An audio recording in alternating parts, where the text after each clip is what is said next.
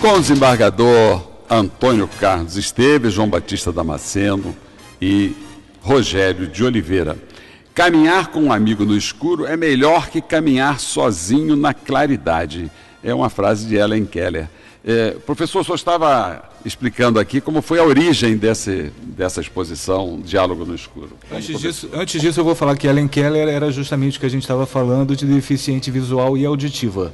Ela é um paradigma de como se educa pessoas nessa condição. Não sei se vocês têm essa ideia. Ela viveu como, do início do século passado, ela viveu como um bicho até os 10, 11 anos, até que descobriram uma professora que ensinou ela através de livros táteis. A professora também era deficiente visual e auditiva. Será? A professora, o filme maravilhoso. É um filme, O Milagre de Anne Sullivan. A professora ela também era deficiente. Reveja o filme. Nós já falamos sobre Helen Keller aqui, porque ela é uma heroína. A insistência, como é que ela deficiente, mostrando através das suas lacunas como é que a outra poderia superar. Isso eu não sabia. É importantíssimo. Mas Helen Keller virou professora universitária, com doutorado, enfim, fantástico. É uma coisa fantástica. Eu vou contar a história. Celso, dá uma palhinha para a gente aqui. Como é que o cego conquista uma mulher? Como é que ele identifica que o par é uma mulher e como é que conquista, já que a sua mulher está aí? Toma cuidado, hein? Ela foi o objeto. Ela foi conquistada, então... Doutor, bom, como disse, pelo cheiro, ele sabe que ele a quer, né? Que é normalmente assim. Agora, é normalmente conversando, né? E sobretudo, porque, não sei, isso aí sinceramente... melhor não falar muito. Sobre esse assunto, porque, bom, o que eu posso adiantar é isso, que através do odor, através do cheiro, da voz, né? O som é importantíssimo. É importantíssimo. O cego, ele tem também um poder de análise através da voz. Porque vocês que enxergam têm através do olhar da pessoa, aquele safado que não te olha, que baixa o olhar e tal, e nós pela tonalidade de voz. Pela tonalidade de voz nós vamos já fazendo uma ideia do que é aquele cidadão, já começa dali.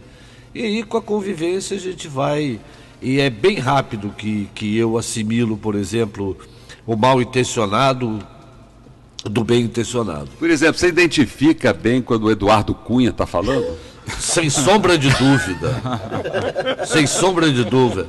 Ele é frio, ele está seguro de si, eu estou preocupado com essa situação. Ele é um calculista. Agora, quanto à justiça... Tem uma boa aqui. Quanto à justiça, por exemplo, eu sou autor de uma ação civil pública de saneamento básico no meu bairro.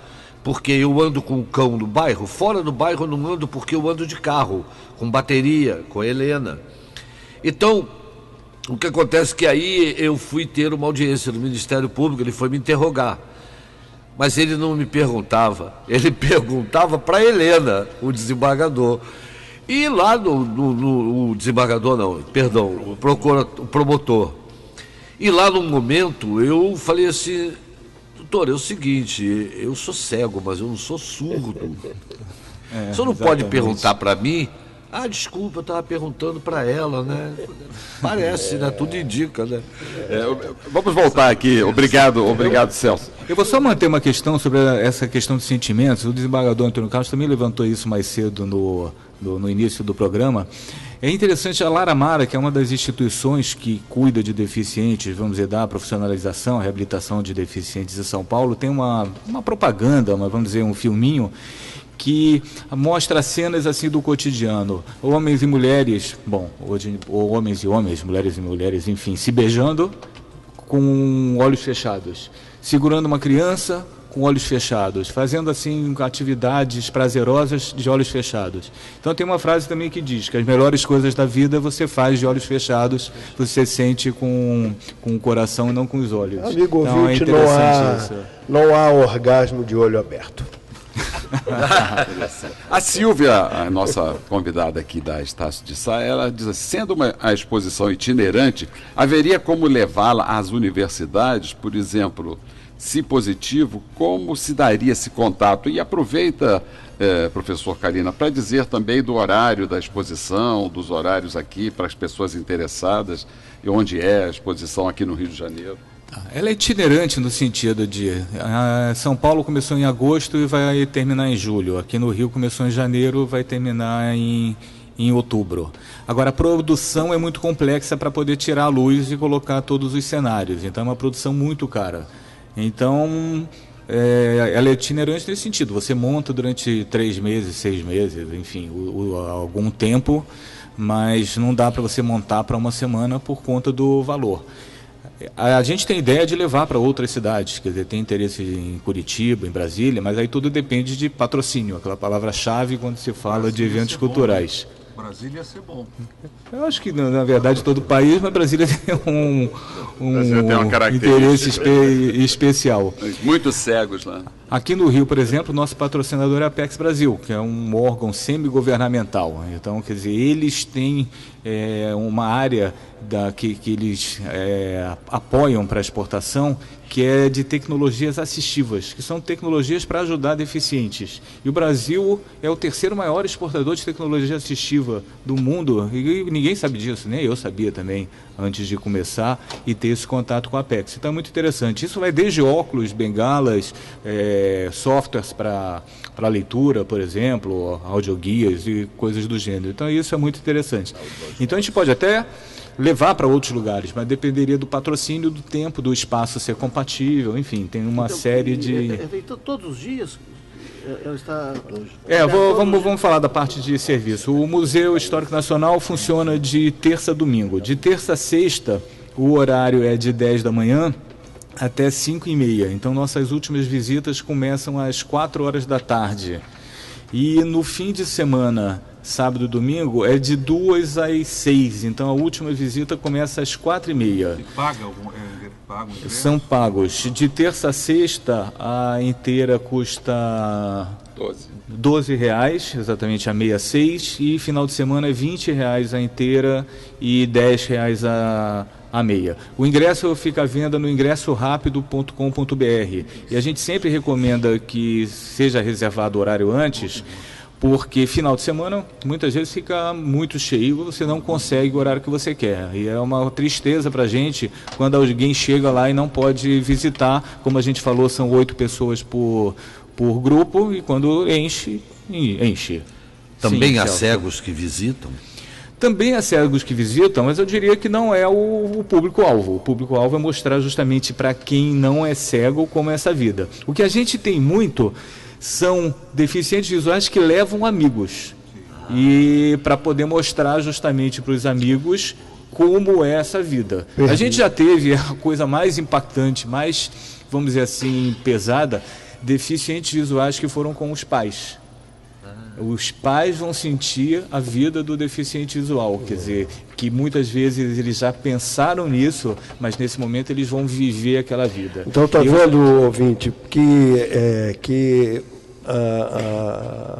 o objetivo da iniciativa é estabelecer a possibilidade do relacionamento. O relacionamento do deficiente, daquele que tem a deficiência, com o que não tem, e vice-versa. Eu até recomendo, ouvinte, estamos nas portas das Olimpíadas, vá ver as Paralimpíadas, porque o corredor, pelo menos esse me chama a atenção, o corredor, como é que o deficiente visual corre para manter o equilíbrio, e ele precisa daquele acompanhante que às vezes tem que se desdobrar em ser um bom atleta, que é para poder... Alguns acompanhantes, ouvintes, de atletas, corredores, eles não conseguem acompanhar o deficiente, porque o deficiente às vezes é melhor do que ele. Professor Kalina, eu vou fazer um bate-bola com o senhor, porque eu sei que tem algumas perguntas aí que os ouvintes estão curiosos. Essa exposição é mais importante para a compreensão mútua do que uma pessoa pode supor antes de vivenciá-la? Isso é um depoimento de algumas pessoas que foram à exposição. Mas as perguntas são as seguintes. Quanto tempo demora essa visita? São 45 minutos de visita. Como eu falei, são 3 ambientes, são 15 minutos em cada um dos ambientes e inclui a conversa com o guia também. Quer dizer, que a conversa se desenrola nos 45 minutos da visita. E não dá para ver nada mesmo? É completamente escuro? Nada, absolutamente nada. Até porque você não pode entrar também com um relógio que faça algum Se a pessoa sinal. Quiser ir com um grupo, até que número de pessoas pode levar? Então, os grupos para visita são formados com no máximo 8 pessoas. Agora, você pode ir com um grupo no número que quiser e a gente vai separar em subgrupos. Existe até um e-mail, grupos@dialogorio.com.br, que é para reserva de grupos, acima de 20 pessoas. A pessoa pode ver como é que é esse recurso com iluminação? Pode ver o espaço com iluminação ou só mesmo totalmente escuro, como é a proposta? Da mesma forma que um deficiente visual tem que imaginar os espaços onde ele está, o objetivo é o mesmo. Você tem que imaginar os espaços onde você está. Então a gente não mostra na luz, deixa cada um sair com a sua imaginação. E alguns objetos, por exemplo, que você toca, muitas vezes cada um, se desenhasse, a gente veria que viram ou sentiram de uma forma diferente. A pessoa pode portar algum objeto quando entra bolsa, por exemplo, ou só vai mesmo com a varetinha de guia?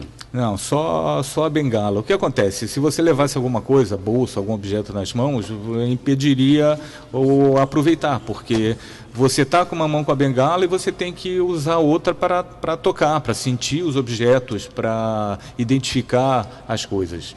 E obviamente, né? Celular, isqueiro, lanterna, aquele relógio com ponteiro luminoso, tudo isso tem que ficar do lado de fora, né? Porque não pode ter nada que imita luz. A pessoa pode agendar alguma visita com língua estrangeira? Pode. Temos alguns guias que falam inglês, então o ideal seria entrar em contato pelo e-mail contato@dialogorio.com.br e dizer quando vai. E aí a gente compra um ingresso e a gente aloca o guia que fala inglês. Vamos aproveitar a presença do nosso Celso aqui e formular uma indagação que deve ser formulada diariamente. O que é o escuro total? Porque a maioria dos deficientes tem a sombra, né? A sombra. A presença, ela é notada de alguma forma. Mas o que é a ausência total de luz? Como é isso? Ela continua sendo notada. Por exemplo, eu estou no escuro total, mas se a pessoa se aproxima de mim, eu sinto que algo se aproxima. Isso aí, esse sentido é guardado. Ele não some. Inclusive por um filme, que acho que vocês têm conhecimento, você pode ver isso quando o cego está numa janela e ele, entre aspas, assiste um assassinato. E depois ele apaga a luz, ele desliga o relógio dele, porque ele viu que o assassino, ele sentiu que o assassino foi atrás dele. E eles ficam em igualdade de condições, sendo que no escuro o cego leva vantagem. Exatamente por essa percepção de algo que se aproxima. Celso, meu caro, você não percebe nem sombra? Não, nem sombra. Não. Existe sanitário na exposição? Durante a exposição? São 45 minutos. Se alguém quiser ir ao banheiro lá dentro, existe sanitário? Não, ou tem que ir antes, depois, ou sair da visita e abandonar a visita no meio para poder ir. Se tiver, alguma pessoa se sente assim, desesperada ou angustiada com aquele espaço totalmente escuro e desiste da caminhada? Pode acontecer e a gente tira em 30 segundos a pessoa. Quer dizer, a gente tem sempre guias extras apostos para se acontecer isso. Animais podem participar da exposição? Por exemplo, um cão de guia? Não é recomendável. Deixa eu contar a história rapidamente. Eu quero saber a história, que nós estamos com pouco tempo. Eu estou vendo ali o cronômetro, então vou contar bem rapidamente, né? Dr. Ciro já indicou que foi um filósofo e jornalista alemão, Andreas Heineck, há mais de 26 anos atrás, ele recebeu como incumbência treinar um estagiário que tinha perdido a visão num acidente de carro. E a primeira sensação dele, a primeira reação dele foi: estou ferrado. O que eu vou fazer agora? Eu vou ter uma pessoa dependente junto de mim, pobrezinho do rapaz. Aí deu pena nele, o rapaz perdeu a visão, aí ele ficou assim, ao mesmo tempo chateado, mas irritado com o tipo de atividade que ele ia fazer. Quando ele conheceu a pessoa, ele viu que não era nada daquilo. Era um rapaz totalmente dependente, tinha perdido a visão, mas estava em reabilitação. O rapaz andava para lá e para cá sozinho, morava sozinho. Ele foi na casa, o rapaz fez um café para ele, serviu, não derrubou nada. Ele falou: nossa, meu preconceito não tinha realmente nada a ver. Então, não foi essa a situação que eu encontrei. Como eu faço para que as outras pessoas também consigam derrubar esse preconceito, derrubar essa barreira que existe entre quem vê e quem não vê, entre quem não é deficiente e quem tem algum tipo de deficiência? E aí ele pensou no projeto Diálogo no Escuro, onde você entra nesse espaço sem luz. Hoje em dia, além do Diálogo no Escuro, existe também na Alemanha e também em Israel, Diálogo no Silêncio, que é sobre deficientes auditivos, e Diálogo com o Tempo, que é sobre idosos. Então, hoje em dia, já são 3 projetos que a gente também pensa em trazer para o Brasil a partir do ano que vem. Professor, o senhor falou aqui que o Brasil é essa empresa que patrocina, é a terceira maior empresa. O Brasil é o terceiro país que mais exporta produtos para deficientes. Que pena que não é o terceiro também em políticas públicas para melhorar a vida de deficientes. Não é? Com relação aos deficientes físicos, como é que está essa questão de mobilidade dos deficientes físicos aqui no Rio de Janeiro, rapidinho? Bom, eu acho que até para quem não é deficiente físico, andar numa calçada aqui no Rio é um problema, né? A gente tropeça, pisa em buraco, tem obstáculos, enfim. Para o deficiente visual, você teria que melhorar muito, né? São pisos táteis, sinais sonoros, são as coisas principais que deveriam ter, que na Europa tem. Aqui a gente tem um mínimo. Parece que aqui no Rio tem 2 sinais sonoros. Na URC, em frente ao Benjamin Constant, e no Encantado, na Associação de Cego. E só. Pisos táteis tem alguns que também acabam em nada, ou acabam num poste, ou acabam num banco, enfim. Então é um problema sério. Agora, está melhorando. Para deficientes físicos, quase toda esquina hoje em dia tem rampas. Lógico que a rampa também ajuda quem está com mala, mulher com carrinho de bebê, enfim, tem outros objetivos. Mas estamos progredindo. Professor Luiz Calina, muito obrigado, foi uma alegria muito grande. O senhor prestou um relevantíssimo serviço aqui à causa da justiça. Nós que somos cegos precisamos muito dessas suas orientações. E não percam, nossos ouvintes, Diálogo no Escuro, Museu Histórico Nacional. Não percam, porque é uma experiência maravilhosa. Vamos para um pequeno intervalo e voltamos com a segunda parte do nosso programa, com o nosso entrevistado já presente, o melhor parlamentar do Brasil, deputado Chico Alencar.